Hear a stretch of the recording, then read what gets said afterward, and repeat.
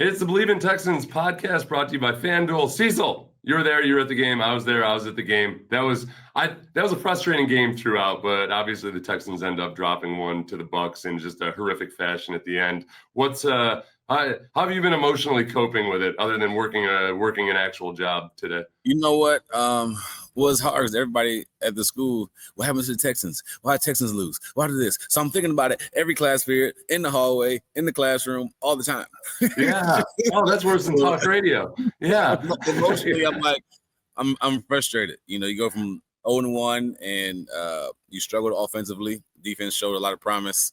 And then you go Monday night in front of the world. And I feel like a lot of your holes, a lot of the things you struggle with, especially on the offense side of the ball, are glaring. And the whole world saw it last night. Defensively, I still think they're good. But when you're 3-and-out on the field or not putting good situations, it's only something you can do. But I was disappointed in the tackling last night. A lot of one-on-one situations. We made Bucky Irvin look like he was Walter Payton and Gale Sayers together. Just unstoppable. Like, can't tackle him one-on-one. Baker Mayfield getting away multiple times. And it's just a little frustrating because I think in the times that Baker got away, it was big downs. It was 3rd and long. It was 3rd down and whatever the case may be. 4th and 10. 4th and 10, where you should be getting out and the offense get on the field. But, you know, I'm still pleasant with the defense. It's just offensively, I'm not sure. And you can help me with this. You watched a little bit of all 22. You were at the game last night. Is 7 holding on to the ball too long? Is nobody? This is what I wondered about, and I think we'll take it that way. We'll go offense and then defense and then special teams. We'll finish on a high note because that was like special teams is the one thing that. Come on, Frank. Yeah. I think that. So the defense, which we'll get to, I hold them to a higher standard. So I've spent a lot of time today talking about the defense, and we'll get to it, but. If you look at the offense, they've scored 2 touchdowns through 2 games. CJ Stroud's got 1 touchdown with 395 yards passing over the course of 2 games.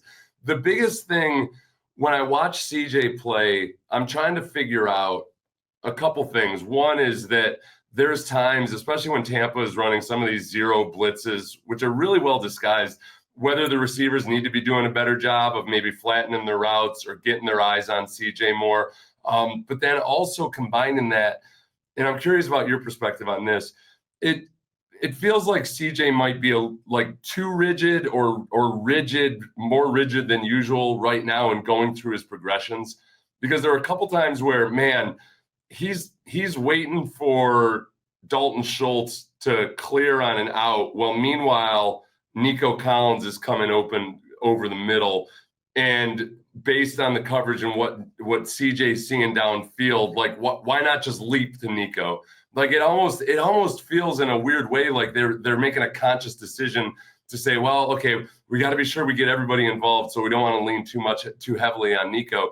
And I'd be willing to write that off if that were the case, because CJ's trying to run the offense as it's constructed, but it doesn't make me feel all warm and fuzzy right this moment. I don't care. And I don't know how many targets Nico got last night. The 1 touchdown was outstanding and awesome to see. But I don't care how many, like what your progression is. He needs more targets. He needs more touches. Like you just have to go to him. And I'm not sure why that's not happening, right? If it's the progression thing where he's stuck on his progression, he's going to 1, he's going 2, he's coming back to 3, and he can't really move quickly, or he doesn't see what's there, or he's late to it. That's a thing, but he still needs to, and I don't know if it's the play calling or if it's CJ to get the ball to Nico. When you did that last night, he made plays. Yeah. When you didn't, you struggled. It was Nico got targeted 9 times, which was a surprise to me afterwards because it didn't quite feel that way. Well, one of those, at least one of those was there was a time when it was one of the play where CJ had thrown to Nico and Nico kind of had to dive for it to the right, but Nico had been open over the middle, but it was just as protection was breaking down and CJ kind of had to bail out and bail backwards, and he missed his opportunity. And that's where I just wonder if, okay, is he just not pulling the trigger quickly enough? And is that part of just being uncomfortable in the offense?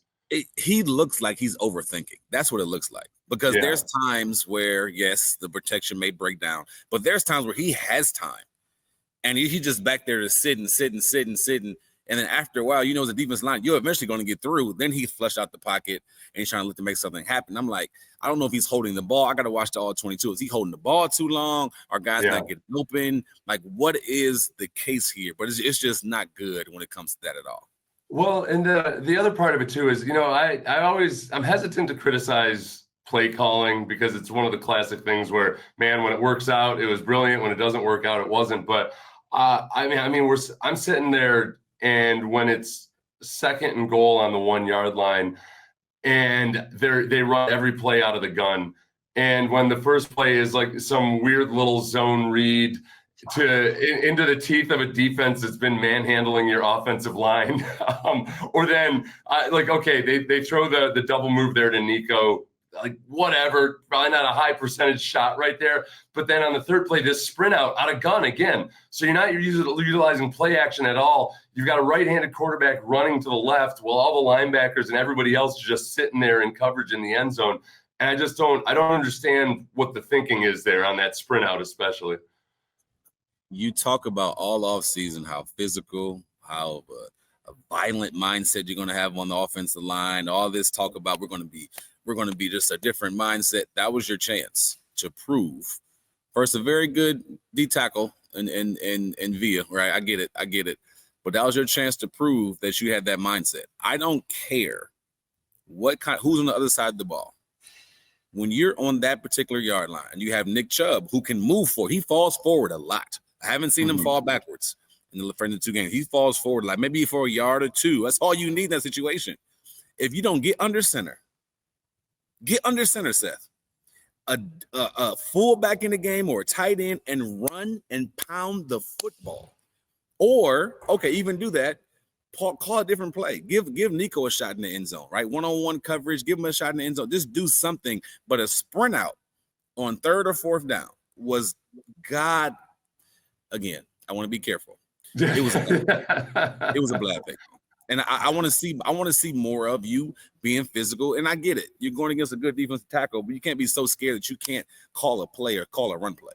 Yeah, that was and that ended up being Nick Chubb, 12 carries for 43 yards. He averages 3.6 yards per carry. Woody Marks had 3 carries for 14 yards, 4.7 yards per attempt. He had 1 reception for 37 yards. You know, they were getting the running backs involved in the passing game. Nick Chubb had two receptions for 29 yards.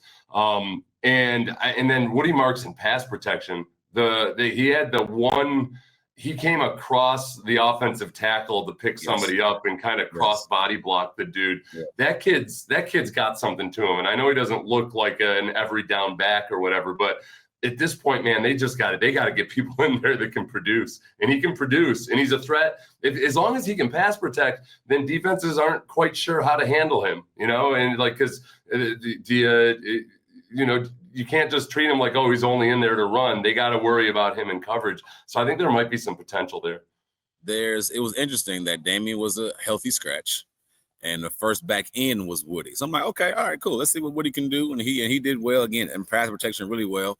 But I'm kind of over the Dare experience a little bit.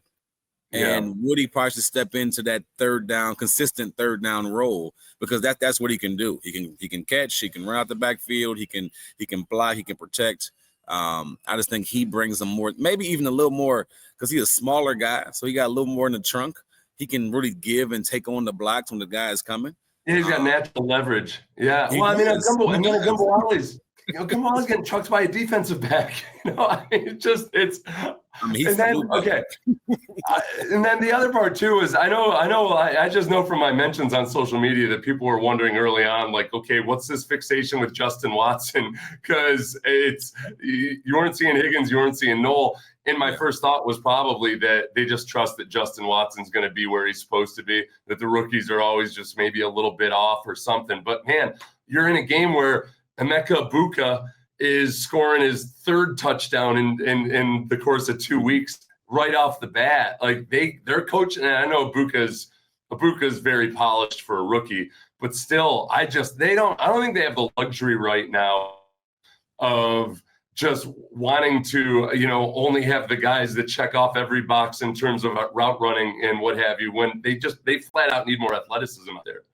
They just need playmakers. They need guys to make plays. And I'll be honest with you, when Jaden Higgins has the ball thrown his way, he's making the most of it. He had a big catch yesterday. Nice run after. Like he makes the most of it. Just he's not getting that every down to down. I don't think Hutchinson is playing bad either. I think he's making the most of what his opportunities are. But I want to see the young guys go. I just want to see us. Oh, I'm glad you brought up Hutchinson. I wrote a note down to ask you about this, and then I didn't. So the play where D'Amico threw it behind Hutchinson, my first thought was, okay, looked like Hutchinson was running into some traffic, and CJ expected him to settle down in the hole in the zone coverage. I don't think it wasn't that CJ was wildly inaccurate on that or anything, but that they just weren't on the same page in that instance. Absolutely. He was supposed to slow down in his zone, catch the ball, and then go. But it was just a miscommunication for sure. But that's something that, in my opinion, that's probably if he's a veteran playing over Higgins, you wouldn't expect that from a veteran. That's why you have him in the game, right? But if he's going to do that, I'd rather see Higgins or Noel in the game. They can catch him, probably maybe do a little bit more after the catch, So. Yeah, that's where, in all of this in the passing game, whether it's CJ or the receivers or whomever else, that stuff feels like, okay, they can iron that out. It's new to everybody. The offensive line is as you had mentioned, man, they've been talking about and preaching playing this physical brand of football, and we haven't seen it. We've seen little smatterings of it, but then also in the blitz pickup, there's times last night where, hey, it was an all-out blitz. Sometimes they just overload it, and there's not enough bodies to block the guys.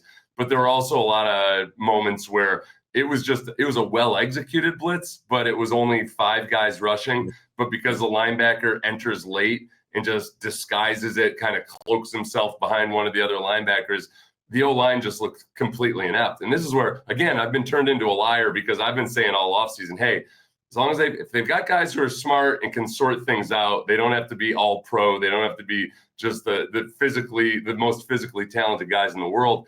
But it's a lot of what we saw last year of just not being able to handle movement, not being able to pick up blitzes. And that's given how that offensive line looks on paper. And then watching the Tampa Bay Buccaneers play with an offensive line that's been all shuffled up. They've got Charlie Heck. Charlie Heck wasn't good enough for the Texans offensive line. Do you appreciate the extremely agonizing irony of that? That Charlie Heck was not good enough to be a part of that group of trained killers last year. But they're making do with him. They had some bad plays, but they made do with him. What do you do with that? I'm trying to be patient, Seth. I'm trying not to lose my mind. I'm trying to be emotionally aware, is what therapists say. Emotionally aware of what's going on. But I have nothing good to say about the offensive line. I don't know what to say. This year and last year. Unless at some point maybe they gel or something. We got to speak in all these kind of hazy terms or not. For those of you who I can't remember if I said it at the beginning or not, but just so you the Texans were 2.5-point favorites in this game on FanDuel. They did not cover that spread because obviously they did not win. The defense, and this is where we move to the defensive side of the ball and just the things that you get frustrated about on offense because you can really relate to it on defense. This is where I'm so torn. They've allowed 34 points in 2 games, which is really good against a couple of really good quarterbacks. It's the fourth quarter. And it's these final drives where they fall apart. And the biggest thing this morning, we had fun on the radio. The swarm mentality, it's run amok.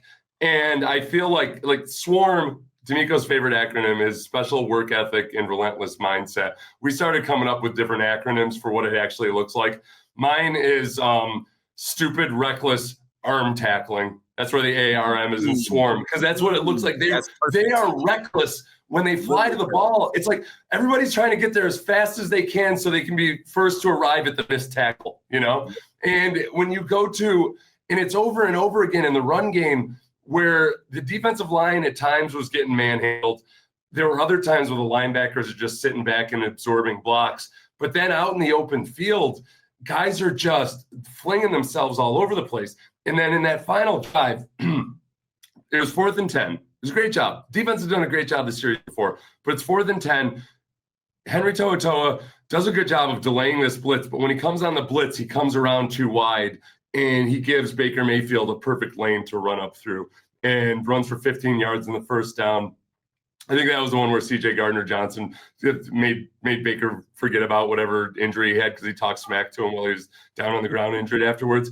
But then a couple plays later, they throw to Bucky Irving, and Azeez runs past him. Yep. And then Jalen Petrie runs past him.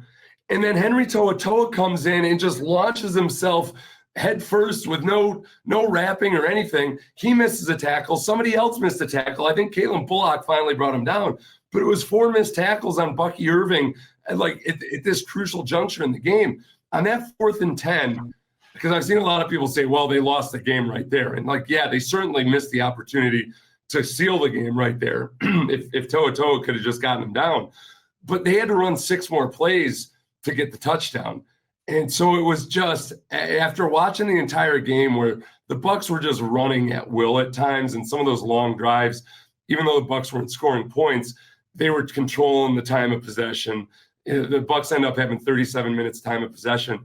And it's really, despite the fact that the Texans haven't allowed that many points, I expect more of them than that. Some of the really undisciplined play bothers me. It's interesting because you would think that's like a quality that an NFL player would have when you get to a ball carrier that you break down and you actually tackle. Yeah. And they literally are just running full speed as fast as they can to get there first. And when they get there first, it's like, boom. When you get there first, it's boom. But I'm just going to miss. Like I'm literally like the arm tackle you said is exactly what happens. They go there and just throw their arm out there, and then the guys miss. Like it's nothing. It's no technique in it. There's no fundamentals in it. It's like shooting an animal with a target arrow or something. Like there's no barb or anything. Like it's just it's a blunt thing that kind of like maybe it pierces the skin, but it doesn't do any damage. I was like, I'm a master of medieval warfare, and I'll tell you this: that no, you need a barb on that arrow. You want to make sure that they have to break the shaft off. But these guys are just out there, boom, boom, boom, boom, boom, boom, boom. Like it's cool to play fast, but you have to be able to break down and tackle, and break down and physically make the play. Like you can't just run there and just keep going. It's interesting. It's one of those things. I feel like it's a great regular season strategy, and that over time, if you always have guys swarming to the ball, then you got a bigger chance of knocking the ball out, I suppose. But maybe you miss some tackles, but as long as everybody's swarming to the ball, then on average, okay, you get guys down. The problem is when you come up against really good teams, or when it's a single elimination tournament at the end of the year, if Travis Kelce, old man Kelce, is breaking tackles, rumbling up through the middle, it doesn't matter anymore. It's one of the things that I think D'Amico and I philosophically differ on, is just because when I was a player, I wasn't a very good tackler until my 5th year in the NFL. A special teams coach, Frank Gant Sr., ended up spending a bunch of time with me one off season because I watched him in special teams meeting teach tackling. Like he had it broken down to a science. And that was the first time in my life I'd ever actually really, really learned how to tackle, like by somebody that really knew his stuff, because it's very, very rare. And it made a huge difference. So I get really frustrated when people think, well, they don't practice with pads on or this or that. Like, I know who else doesn't practice in pads? Rugby players. And they get really, really good at tackling. Like there's ways you can work on it without destroying people. And it bothers me because it's so much different than what D'Amico is, I think, as a person and as a coach, is disciplined. And it ends up being a huge lack of discipline. Very frustrating. Yeah. Well, let me ask you this. On the touchdown play. Yeah. And you would know this. I felt like there was like 2 threes. They were really wide, the D tackles. Am I wrong on that? Like, did they line up? It was, no, you know what? I think for one, if I remember correctly, I don't want to say his name in case I'm wrong on who it was, but one defensive tackle had a good down going, but then kind of threw over to the other side and left his gap. And then meanwhile, you had CJ Gardner-Johnson down in the box and just not the right bodies. I thought that overall in the run game, it looked to me like, they knew they'd gotten killed by the play action last week, and they were trying to avoid that. but in doing so, the linebackers were just way too passive, and they were standing back there and they were just letting 320-pound offensive linemen get into them. But the gap integrity by the defensive tackles wasn't great. The linebackers, I thought, were absorbing blocks. There were times when I'm looking at the play right now. No, they had a 2 technique to the backside, and they had Sheldon Rankins in a 3 technique. And Sheldon was in the B gap. He comes up and he's doing a really good job of it. Okay. And then he could have held it.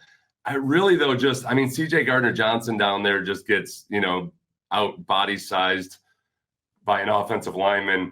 And Azeez Al-Shaair just doesn't get up in the hole quickly enough.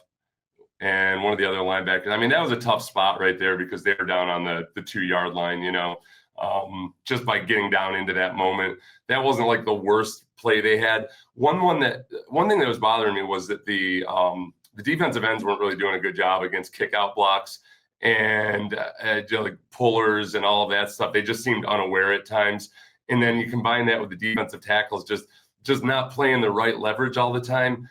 And credit the Bucs for being a really well coached offensive line. I think they're a better coached offensive line right now than the Texans are. I was disappointed, and I guess, like you said, it's the play action that got him last week. I just knew we were able to stop. We're going to be able to stop the run or be better with the run. I think at halftime they had like around 105 yards passing and around 75 yards rushing. It was like real even. And you can just see it was one drive where Rachaad White was just kind of killing the Texans over, like back-to-back 3 or 4 runs. And I'm like, okay, are they tired or like this? What's going on? So I was disappointed in that. But I guess the play action, like you said, kind of from last week, kind of opened their eyes. Like, okay, then let me be more passive. The upside of this, because I promised that we would talk about some of the positives. I think first positive, they scored on the first 2 drives. There you go. All right. Yes. I was riding high. And they hit Nico. Early on, I'm thinking, okay, here we go. This is what we want.